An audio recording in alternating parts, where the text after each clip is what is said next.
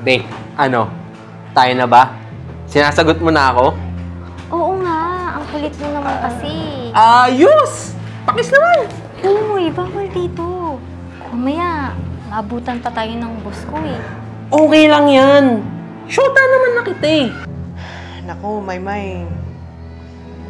Ingatan mo yung pakikipagkaibigan mo o kaya yung pakikipag-boyfriend mo, ha?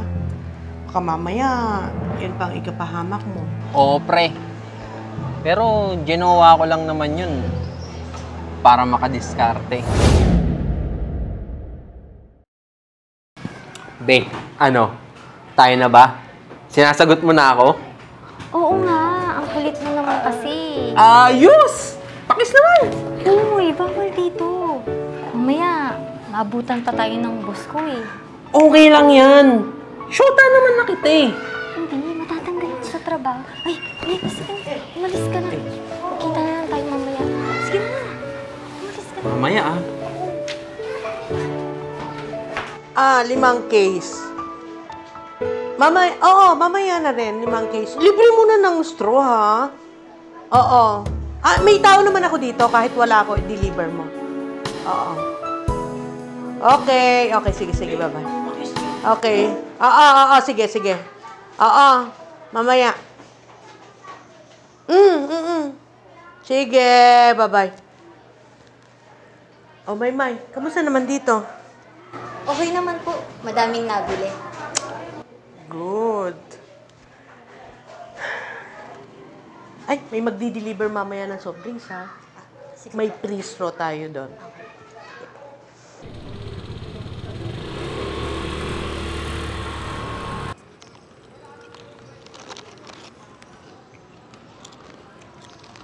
So, stay in ka pala dun sa bahay ng amo mo. Eh di, okay din pala. Siguro, maganda sa loob yung bahay ng amo mo, no? Oo, may opisina dun sa loob.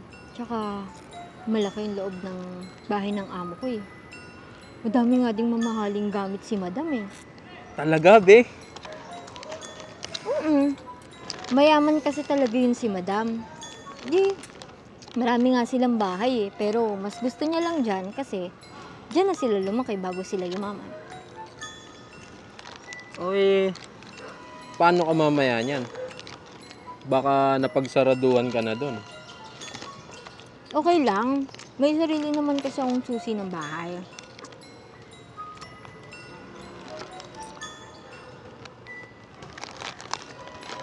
Talaga? Oo, meron ako. Ito.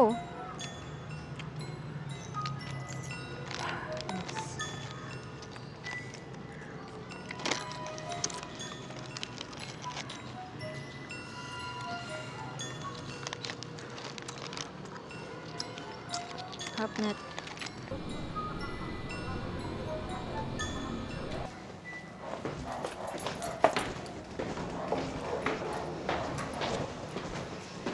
Ayun. Oh, Maymay, bakit ngayon ka lang? Ay, pumunta lang po ako sa kaibigan ko. Kaibigan o boyfriend? Naku, Maymay. Ingatan mo yung pakikipagkaibigan mo o kaya yung pakikipag-boyfriend mo, ha? Baka mamaya, yan pang ikapahamak mo. Lalo na nandito ka sa aking puder. Nag-iingat naman po ako sa labas. O, inilak mo na ba yung mga pinto at saka gate natin? Opo. Yung duplicate ng susi na nasa'yo, pinagkatiwala ko sa'yo yan. Ingatan mo at huwag mong papahawak sa iba. Baka mamaya, malooban pa tayo dito. Iingatan ko po ito. Oh, sara mo na yan.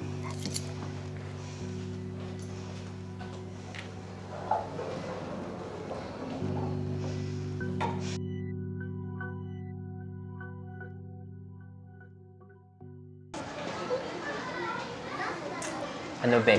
Mamaya, kita tayo ah.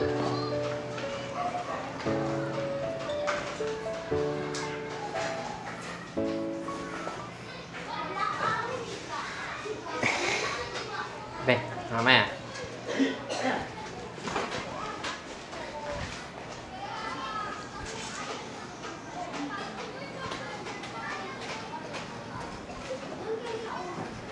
Yun ba yung boyfriend mo? Mukhang tambay lang sa kanto ah.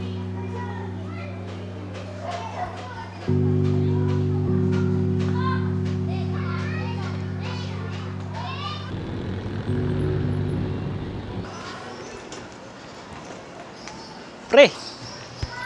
Pre! Oh, balitang-balita sa court ah.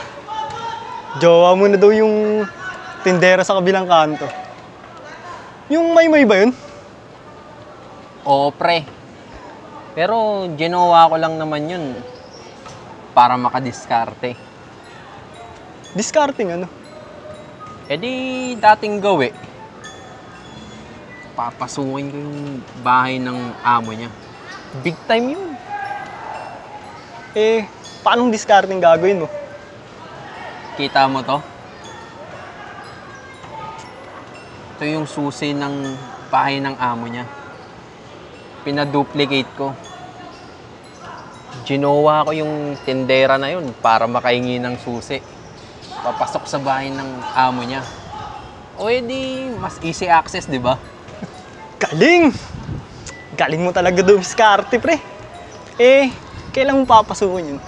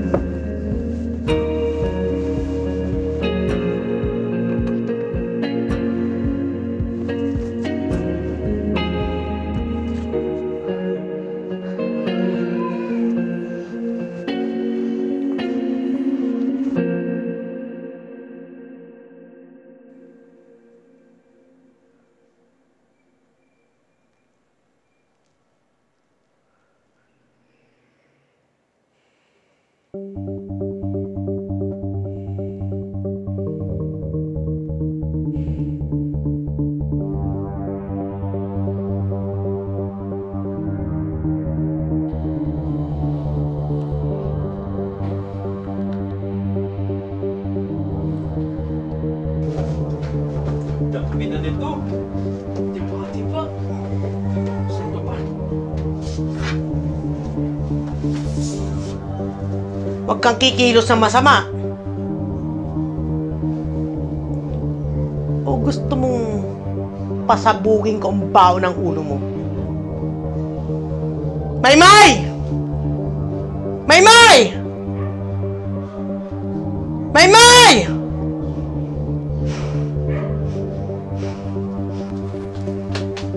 Madam, anong nangyayari? Tumawag ka ng pulis at napasok tayo ng kawatan. Sige po, madam. At ikaw naman, tanggalin mo ang cover ng mukha mo. Tatanggalin mo o ipuputo ko ito. Tarantado ka? Kayang-kaya kitang putukan dito. Ilang ulo na ang napasabog ko. Gago ka? Tatanggalin mo? Ano? Ano?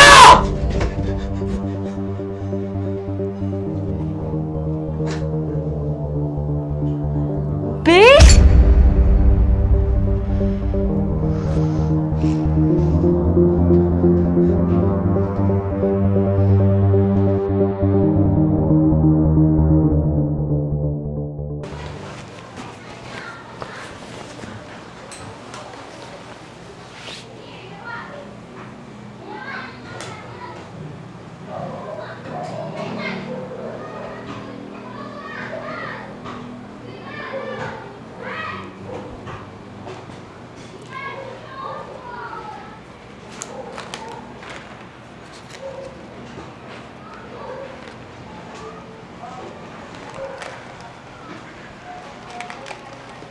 Maymay.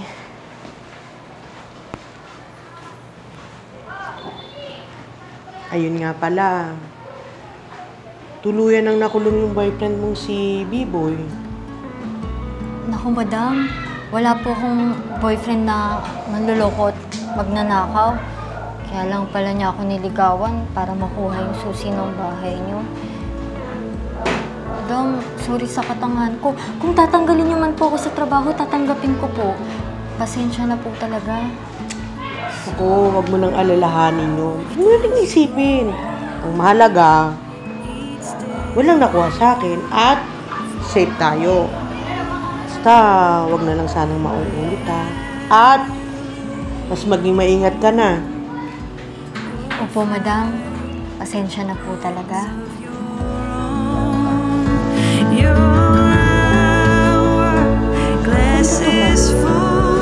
Bagay kaya sa akin.